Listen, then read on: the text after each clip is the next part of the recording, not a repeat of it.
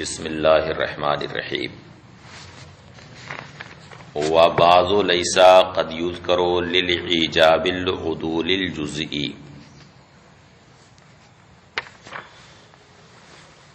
یہ گفتگو اس بات کی چل رہی ہے کہ لیسا بعض اور بعض لیسا خود ان دونوں کے درمیان کیا فرق ہے۔ تو ایک فرق دونوں کے درمیان بیان کر دیا گیا کہ بعض لیسا اور لیسا بعض کے درمیان فرق یہ ہے کہ لیسا بعض کو کبھی کبھی سلب کلی کے لیے بھی ذکر کر دیتے ہیں، اس کے لیے بھی استعمال ہے، اس لیے کہ یہ اس نکرہ کے مشابہ ہے جو سیاق نفی میں واقع ہو،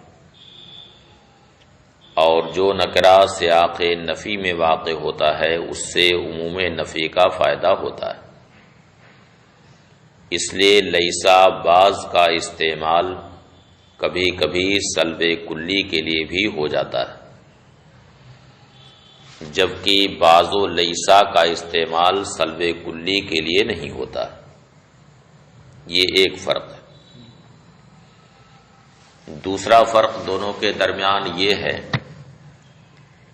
کہ بعض لیسا کا استعمال، لیسا بعض نہیں بلکہ بعض لیسا کا استعمال کبھی کبھی ایجاب عدولی جزئی کے لیے بھی ہو جاتا ہے۔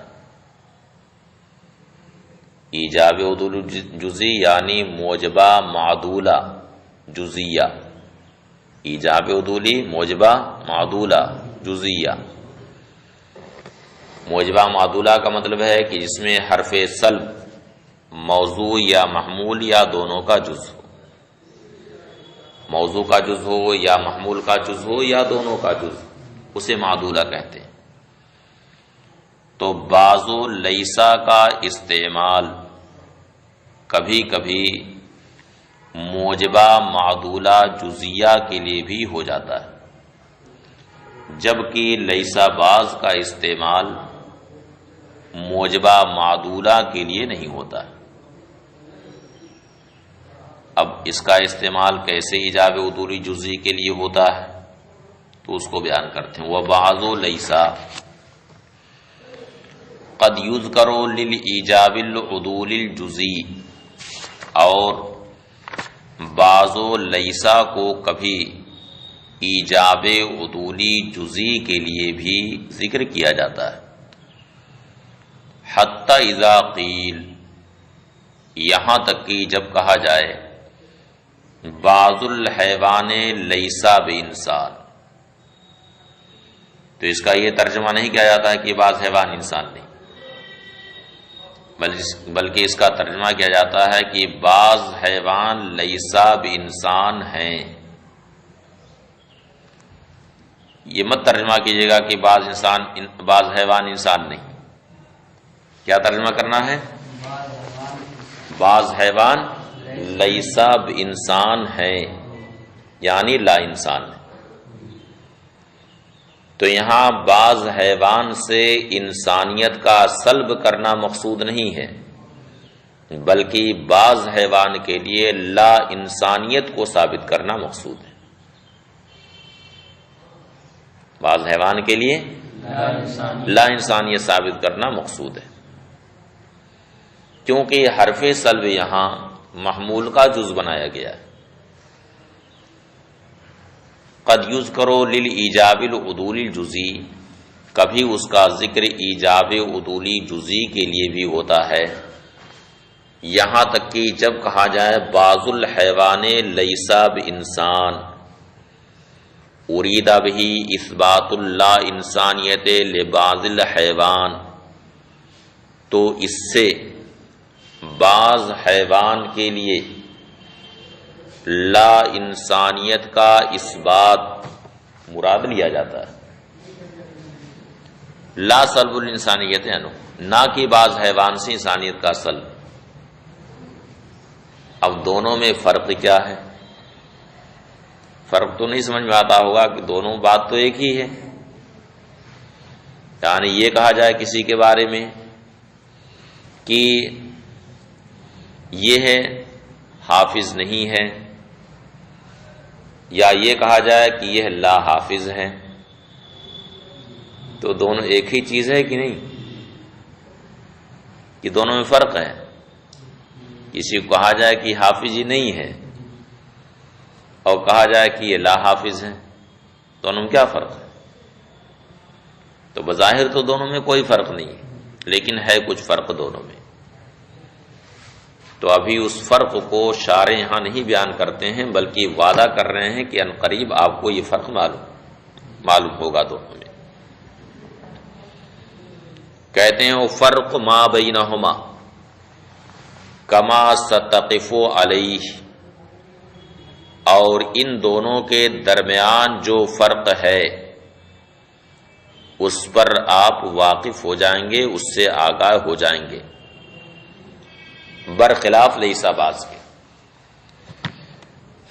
کہ لیسا باز کا استعمال ایجاب عدولی جزئی کے لیے نہیں ہو سکتا، اس وجہ سے کہ لیسا باز میں حرف سلب پہلے آ گیا، اور حرف سلب جب پہلے آ گیا تو ایجاب کا کوئی تصور ممکن ہی نہیں. اس لیے کہ حرف سلب کا کام ہے، کیا کام ہے؟ حرف سلب کا کہ ما بعد کا اپنے ما قبل سے سلب کر دیتا. تو جب حرف سلب یہاں پر پہلے آ گیا ہے تو اس نے اپنے ما بعد کا ما قبل سے سلب کر دیا، اس وجہ سے یہاں ایجاب کا تصور ممکن ہی نہیں.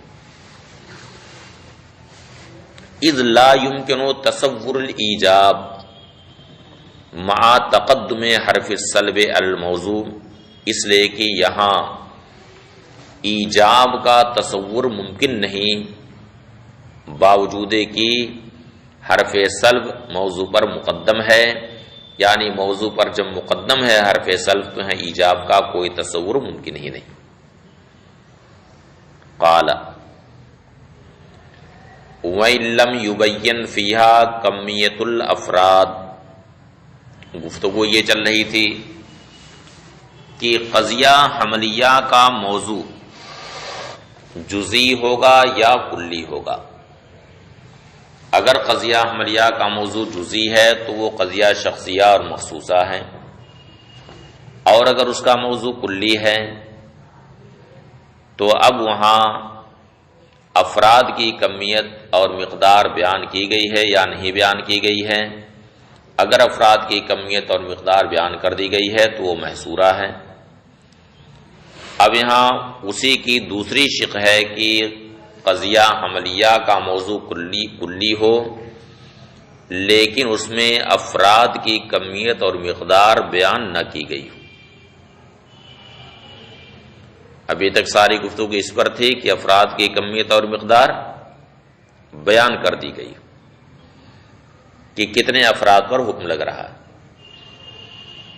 اب جیسے کتنے باراتی آئیں گے تو ایک صورت یہ ہے کہ افراد کی مقدار بتا دی گئی کہ کتنے لوگ آئیں گے، ہوتا ہے کہ نہیں. اور ایک صورت ہے کہ تعداد بتائی ہی نہیں گئی، تو دوسری والے میں تو بہت پریشانی ہے، اور پہلے والے میں متعین ہے کہ اتنے افراد آئیں گے. تو یہاں پر قضیہ میں اگر قضیہ حملیہ کا موضوع کلی ہے اور افراد کی کمیت نہیں بتائی گئی ہے، مقدار نہیں بتائی گئی، تو اب اس میں ابھی دو شق ہیں. ایک یہ ہے کہ اس میں کلیہ اور جزیہ ہونے کی صلاحیت ہو، اور دوسری صورت یہ ہے کہ کلیہ اور جزیہ ہونے کی صلاحیت نہ ہو. اگر کلیہ اور جزیہ ہونے کی صلاحیت سرے سے اس میں ہے ہی نہیں تو اس قضیہ کو طبیعیہ کہا جاتا ہے. کیا کہا جاتا ہے؟ طبیعیہ. جیسے الحیوان جنس، حیوان جنس ہے، الانسان نوع، انسان نوع.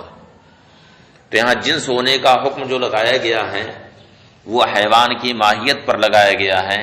یہ نہیں ہے کہ حیوان کا ایک فرد جنس ہے. اسی طرح سے نوع ہونے کا حکم جو انسان پر لگایا گیا وہ انسان کی ماہیت پر لگایا گیا ہے. ایک ایک فرد پر نہیں لگایا گیا، تو اس میں کلیہ اور جزیہ ہونے کی صلاحیت نہیں ہے۔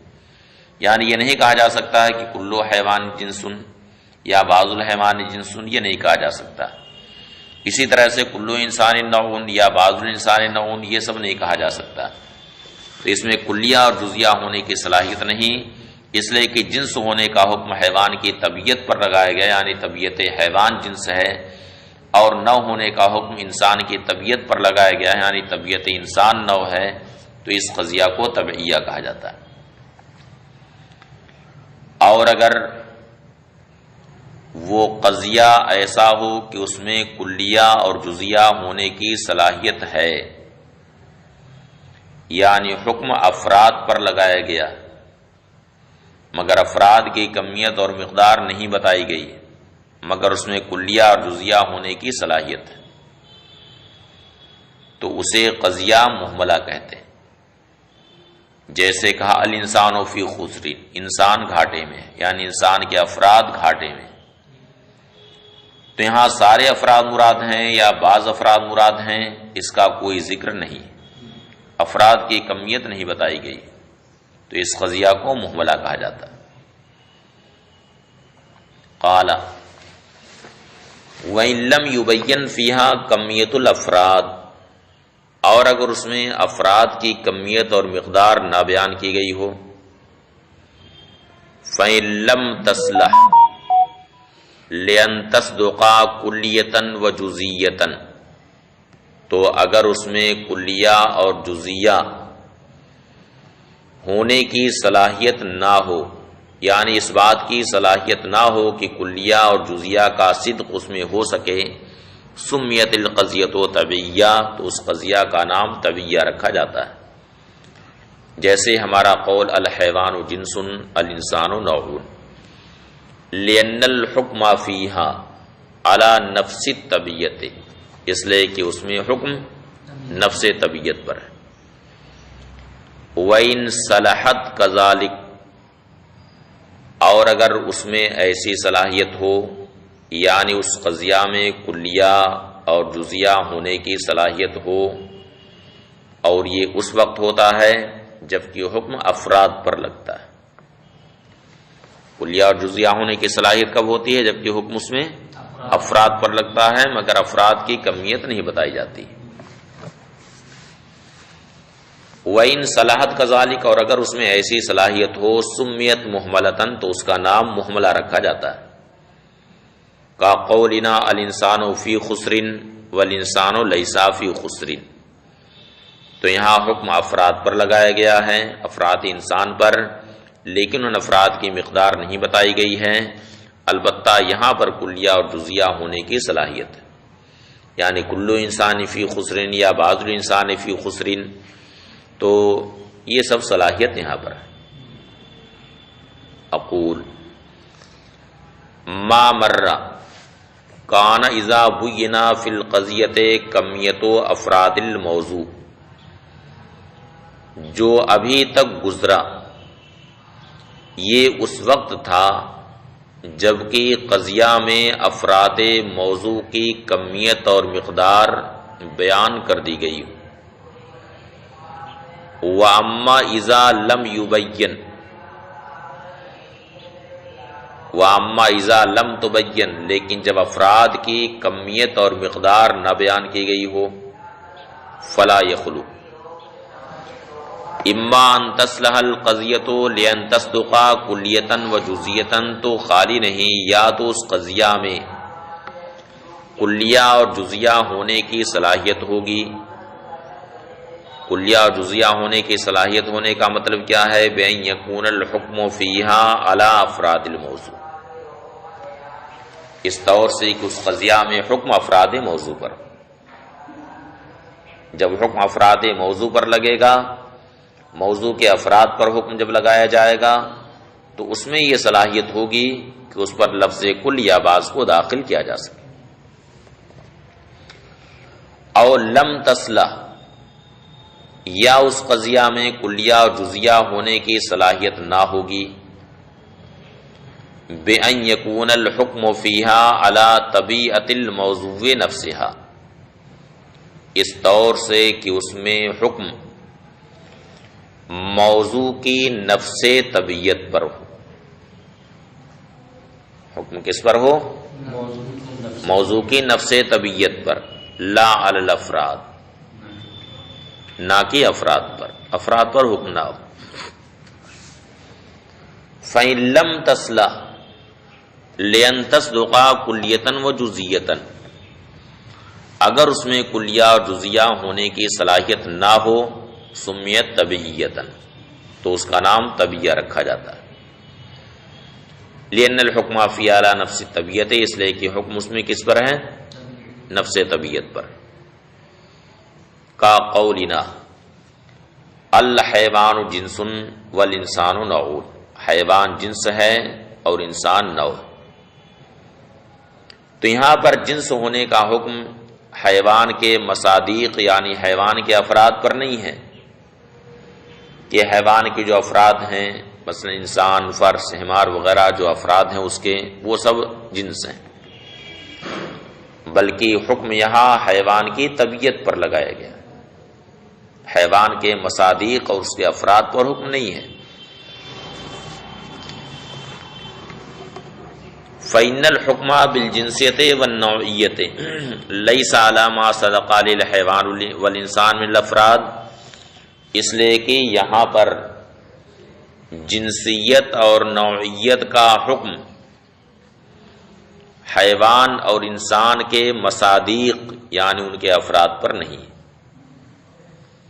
جنس ہونے کا حکم حیوان کے افراد پر نہیں لگایا گیا، ایسے ہی نوع ہونے کا حکم انسان کے افراد پر نہیں لگایا گیا.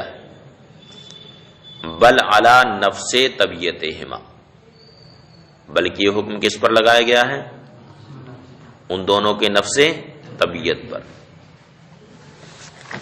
وَإِن صَلَحَتْ لِأَن تَصْدُقَ كُلِّيَّةً وَجُزْئِيَّةً، اور اگر اس میں کلیہ اور جزیہ ہونے کی صلاحیت ہو، سمیت محملہ، تو اس کا نام محملہ رکھا جاتا ہے. لِأَنَّ الْحُكْمَ فِيهَا عَلَى أَفْرَادِ مَوْضُوعِهَا، اس لیے کہ اس میں حکم موضوع کے افراد پر ہے. وَقَدْ أُهْمِلَ بَيَانُ كَمِّيَّتِهَا، البتہ افراد کی کمیت، افراد کی مقدار کا بیان چھوڑ دیا گیا. کا قولنا الانسان فی خسر والانسان لیس فی خسر، اے ما صدق علیہ الانسان من الافراد فی خسر، یعنی انسان کے جو مصادیق ہیں یعنی اس کے افراد وہ گھاٹے میں ہیں، ولیس فی خسر، یا وہ گھاٹے میں نہیں. فقد بانا، بانا کا مطلب ظہرا، فقد بانا اے فقد ظہرا. ان الحملیۃ باعتبار الموضوع منحصرۃ فی اربعۃ اقسام، تو یہ ظاہر ہوا کہ موضوع کے اعتبار سے حملیہ 4 اقسام میں منحصر ہے. وَلَكَ أَن تَقُولَ فِي التَّقْسِيمِ، اور آپ تقسیم میں یہ بھی کہہ سکتے ہیں موضوع الحملیت ما جزئی او کلی، فَإِن كَانَ جزئيا فَهِيَ شخصیہ، وَإِن كَانَ كُلِّيًا فَإِمَّا يَكُونُ الْحُكْمُ فِيهَا عَلَى نَفْسِ طَبِيعَةِ الْكُلِّ أَوْ مَا صَدَقَ عَلَيْهِ مِنَ الْأَفْرَادِ. اور آپ تقسیم میں یوں بھی کہہ سکتے ہیں کہ حملیہ کا موضوع یا تو جزئی ہے یا کلی. اگر جزئی ہے فیا شخصیہ، تو وہ کیا ہے؟ شخصیہ. وَإِن كَانَ كُلِّيًا، اور اگر کلی ہے تو اس میں حکم کلی کی نفس طبیعت پر ہے، او ما صدق علیہ، یا اس کے مصداق یعنی اس کے افراد پر حکم ہے. فَإِنْ كَانَ الْحُكْمُ عَلَى نَفْسِ الطَّبِيَّةِ، اگر حکم نفس طبیعت پر ہو، فَهِيَ الطَّبِيعِيَّہ، تو وہ کیا ہے؟ طبیعہ ہے۔ وَإِنْ كَانَ عَلَى مَا صَدَقَ عَلَيْهِ مِنَ الْأَفْرَادِ، اور اگر اس کے مصادیق یعنی افراد پر حکم ہے، فَإِمَّا أَن يُبَيِّنَ فِيهَا کمیت الافراد، تو اس میں ایک افراد کی کمیت اور مقدار یا تو بیان ہوگی، وَهِيَ الْمَحْصُورَةُ، اور وہ محصورہ ہے، وَإِلَّا فَهِيَ الْمُهْمَلَةُ، ورنہ یعنی اگر افراد کی کمیت اور مقدار نہیں بیان کی گئی ہوگی، فَهِيَ الْمُهْمَلَةُ، تو وہ مہملہ ہے۔ تو موضوع کے اعتبار سے قضیہ حملیہ کی 4 قسمیں ہوئی: شخصیہ، طبیعیہ، محصورہ اور مہملہ۔ بات ختم ہوئی۔ اب یہاں سے کہتے ہیں والشیخ فی الشفا ثلث القسمۃ، یعنی عام طور پر مناطقہ نے موضوع کے اعتبار سے قضیہ حملیہ کی 4 قسمیں بتائیں: شخصیہ، طبیعیہ، محصورہ اور مہملہ۔ لیکن شیخ نے یعنی شیخ ولی ابن سینا نے اپنی کتاب شفا میں صرف 3 قسموں کو بیان کیا: شخصیہ، محصورہ اور مہملہ۔ طبیعیہ کو انہوں نے چھوڑ دیا، طبیعہ کو انہوں نے چھوڑ دیا۔ اسی لیے متاخرین نے شیخ پر طعن و تشنیع کی اور کہا کہ سارے اقسام کا انہوں نے احاطہ نہیں کیا ہے، بلکہ ایک کو چھوڑ دیا ہے، طبیعہ کو چھوڑ دیا ہے۔ تو شیخ پر متاخرین نے یہ طعن و تشنیع کی۔ والشیخ فی الشفا ثلث القسمۃ، اور شیخ نے شفا میں، کون شیخ؟ شیخ ولی بن سینا، شیخ نے شفا میں 3 قسم کی۔ فقالا، تو شیخ نے کہا الموضوع ان کانا جزیا فہی الشخصیہ، قضیہ حملیہ کا موضوع اگر جزئی ہو تو وہ شخصیہ ہے، وَإِنْ كَانَ كُلِّيًا، اور اگر کلی ہو، فَإِنْ بُيِّنَ فِيهَا کمیت الافراد، تو اگر اس میں افراد کی کمیت اور مقدار بیان کی گئی ہے، فَهِيَ الْمَحْصُورَةُ، تو وہ محصورہ ہے، وَإِلَّا فَهِيَ الْمُهْمَلَةُ، ورنہ وہ مہملہ۔ وَشَنَّعَ عَلَيْهِ الْمُتَأَخِّرُونَ، اور متاخرین نے شیخ پر کیا کیا ہے؟ طعن و تشنیع کی۔ لعدم الانحصار فیہا، اس لیے کہ قضیہ حملیہ صرف انہی 3 قسموں میں منحصر نہیں ہے، بلکہ ایک قسم اور ہے طبیعہ، اور وہ نکل جا رہی لخروج طبیعت، اس لیے کہ طبیعہ اس میں سے نکل جا رہا ہے۔ والجواب، اس کا جواب یہ ہے کہ شیخ پر یہاں تشنیع کرنے کی کوئی وجہ نہیں، اس لیے کہ شیخ نے یہاں ان قضایا کو بیان کیا ہے جو علوم میں معتبر، شیخ نے ان قضایا کی گفتگو کی ہے جو قضایا علوم میں معتبر، اور قضیہ طبعیہ کا علوم میں اعتبار نہیں، قضیہ طبعیہ کا علوم میں اعتبار نہیں، اس وجہ سے کہ اس میں حکم طبیعت پر ہوتا ہے، اور ظاہر ہے کہ سب کی طبیعتیں الگ الگ ہوتی، ہر ایک کی طبیعت، ہر ایک کا مزاج الگ الگ ہوتا ہے کہ نہیں؟ ایسا کئی بھائی ہوتے ہیں تو ہر بھائی کی طبیعت، ہر ایک کا مزاج الگ الگ ہوتا ہے کہ نہیں؟ ایسا اور ساری طبیعتوں کا اندازہ کرنا یہ بڑا مشکل کام ہے نا مشکل کام. اس لیے قضیہ طبیہ کا اعتبار نہیں کیا گیا علوم میں، اور شیخ نے انہی قضایا کا بیان کیا ہے جو علوم میں معتبر ہے. اور قضیہ طبیہ کا علوم میں جب کوئی اعتبار ہے ہی نہیں تو اسے چھوڑ دیا. لہذا یہاں کوئی خلل شیخ کی طرف سے نہیں پیدا ہوا. والجواب ان الکلام فی القضیۃ المعتبرہ فی العلوم، اور جواب یہ ہے کہ کلام اس قضیہ میں ہے جو علوم میں معتبر، والطبیعیات لا اعتبار لها فی العلوم، اور طبیعیات کا علوم میں کوئی اعتبار نہیں. لأن الحکم فی القضایا علی ما صدق علیہ الموضوع، اس لیے کہ قضایا میں حکم اس پر ہوتا ہے جس پر موضوع صادق آئے.